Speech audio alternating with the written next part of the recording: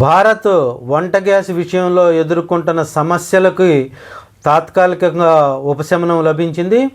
ఇరాన్లోని Hormuz జలసంధి నుంచి మొత్తం భారత్కు 3 ఓడలు రిలీజ్ చేశారు. ఒకటి నిన్న సోమవారం ముంబైలోని బాంద్రా పోర్టుకి శివాలిక్ అనే ఓడలో 45,000 మెట్రిక్ టన్నుల ఎల్పిజి గ్యాస్ ఓడ వచ్చింది. అదేవిధంగా నేడు గుజరాత్లోని కాండ్లా ఓడరేవుకి నందాదేవి అనే ఓడలో 45,000 మెట్రిక్ టన్నుల ఎల్పిజి గ్యాస్ వచ్చింది. 2 రోజుల్లో 90,000 మెట్రిక్ టన్నుల ఎల్పిజి గ్యాస్ ప్రస్తుతానికి వచ్చింది. ఇక మూడవదైన జగ్లడికి ఓడలో 80,000 మెట్రిక్ టన్నుల క్రూడ్ ఆయిల్ కూడా పయనమైంది.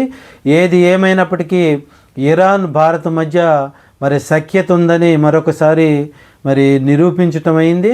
త్వరలో పర్షియన్ గల్ఫ్లో పశ్చిమ తీరాన 22 ఓడలు భారత ఓడలు ఇంకా వెయిట్ చేస్తున్నాయి.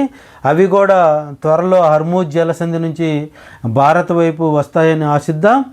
ఏది ఏమైనప్పటికీ వంట గ్యాస్కి తాత్కాలికంగా ఇబ్బందుల నుంచి బయటపడ్డట్టే. మరిన్ని మంచి విషయాలతో మళ్ళీ కలుద్దాం. జై